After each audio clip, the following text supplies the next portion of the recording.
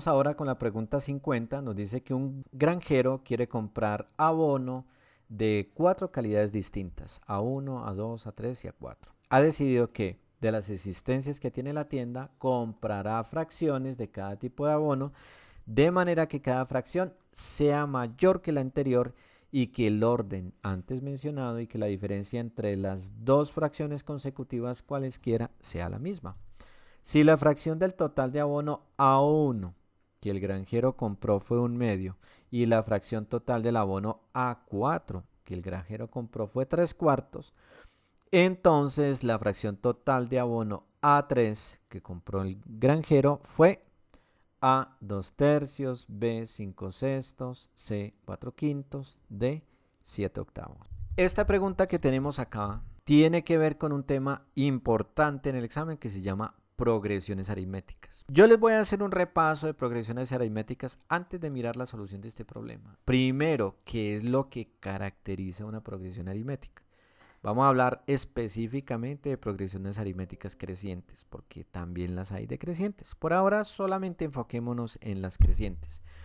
Entonces, ¿qué es una progresión aritmética creciente? Es una sucesión de números que va aumentando y que es posible encontrar cada término de la secuencia siempre sumando una misma cantidad, ¿sí? Siempre sumando una misma cantidad.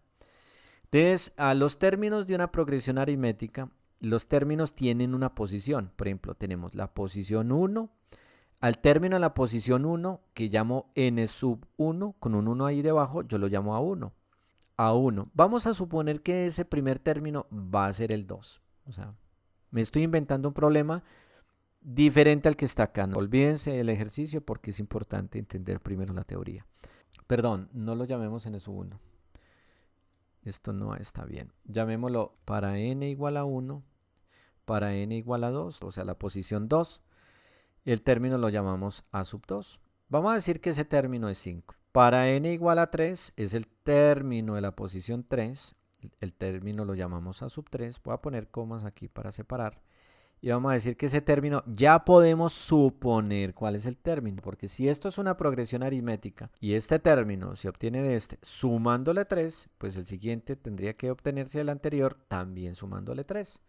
O sea, tiene que ser el 8 necesariamente.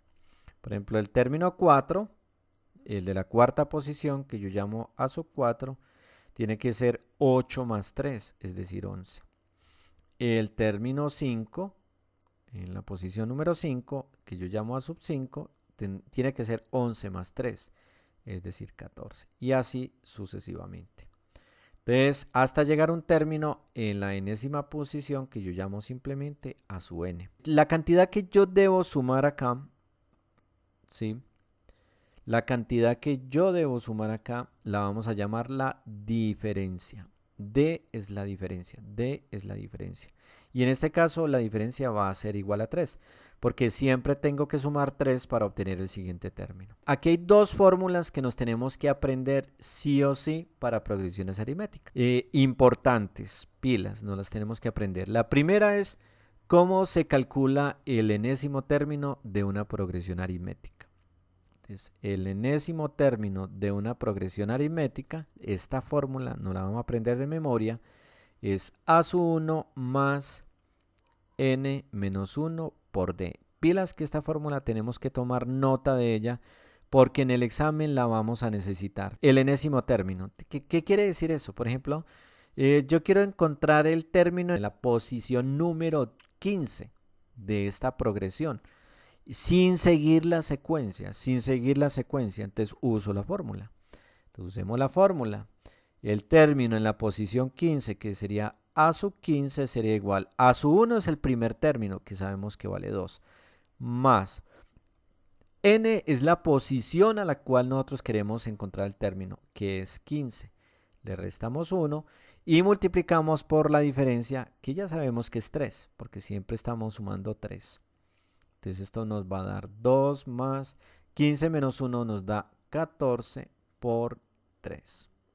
Multiplicamos primero. Cuidado aquí, cuidado. Cuando tenemos que hacer esta operación, Primero hay que hacer la multiplicación y después la suma. Es la forma correcta de hacerlo porque hay una jerarquía aquí en los operadores. Esa jerarquía nos dice, no haga primero la suma, no está bien. Haga primero el producto y luego el resultado súmele 2. Esa es la forma correcta de hacerlo. Entonces sería 2 más 3 por 4, 12, va 1, 3 por 1, 3 y 1, 4, serían 42. Y 2 más 42 serían 44.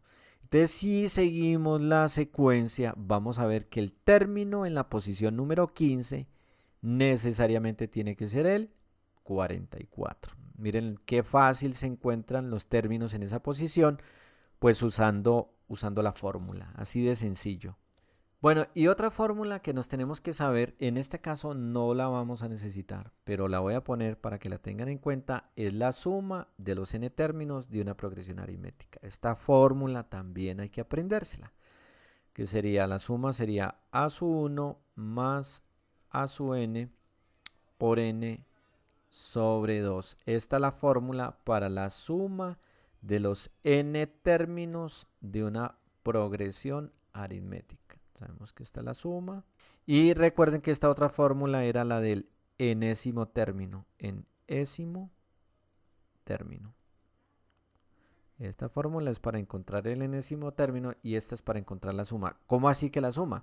Supongan que a usted le piden sumar los 15 términos que hay desde el primero hasta el último, o sea, sumar 2 más 5 más 8 más 11 más 14 más 17 más 20 más 23. Todos esos términos hasta llegar al 44, que fue el término 15. Recuerden que nos dio que a sub 15 era 44. Entonces, una forma rápida de hacer esa suma con esta fórmula se puede hacer. Sería la siguiente. La suma de los 15 términos sería igual al primer término, que es 2, más el último término, que ya sabemos que es 44, por el número de términos, que son 15, dividido por 2. Entonces nos da 2 más 44 serían 46 por 15 sobre 2. A mí me gusta hacer primero la división. Entonces voy a hacer la división de 46 dividido 2. Serían 23 por 15.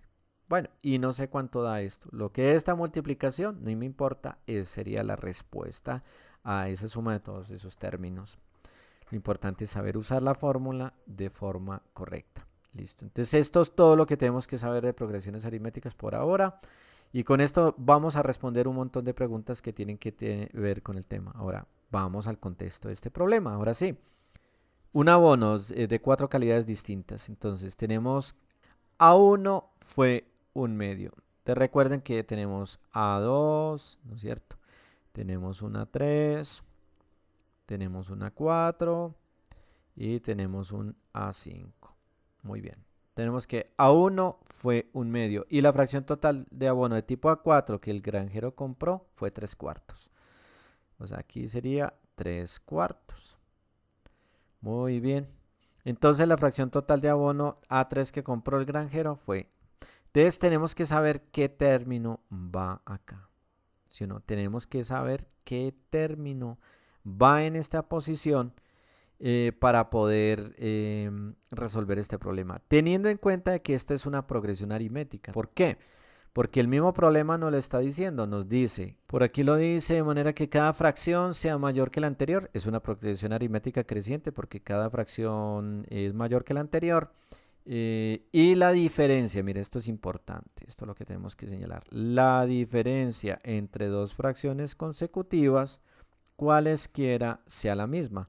Eso ocurre con una progresión aritmética, que la diferencia entre dos términos consecutivos siempre da lo mismo. Comprobémoslo, por ejemplo, en la del ejemplo.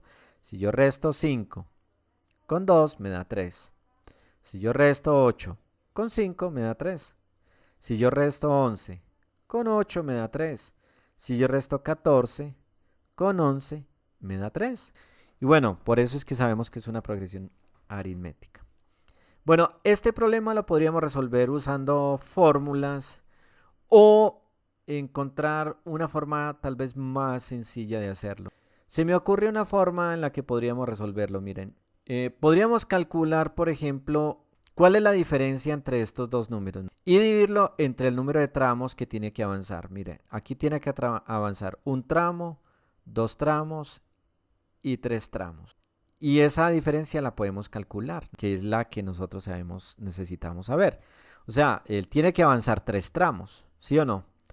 Un tramo para llegar a su 2, 2 tramos para llegar a su 3 y 3 tramos para llegar a su 4. Les voy a restar 3 cuartos menos 1/2.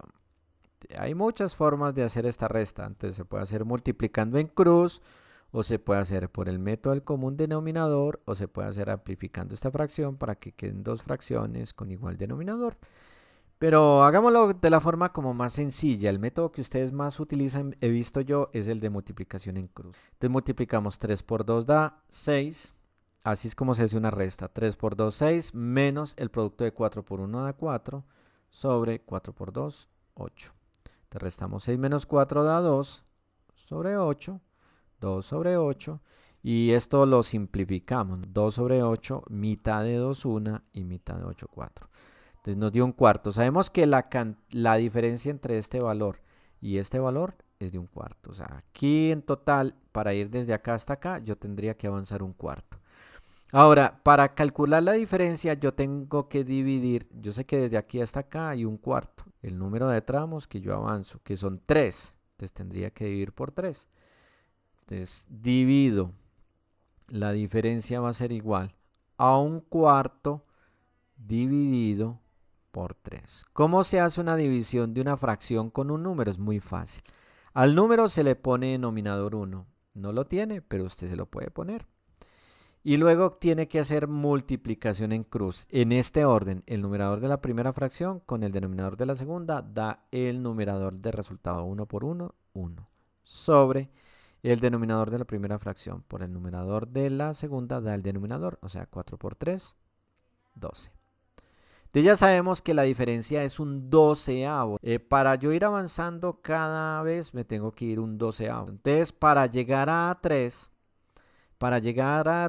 yo a un medio, miren, para llegar a 3, yo a un medio le tengo que sumar la cantidad de veces que yo tengo que avanzar hasta llegar a 3. Entonces yo a un medio le tengo que sumar lo que tengo que avanzar. Entonces aquí avancé un doceavo y aquí avancé otro doceavo. O sea, tengo que sumarle 2 veces un doceavo. 2 veces un doceavo.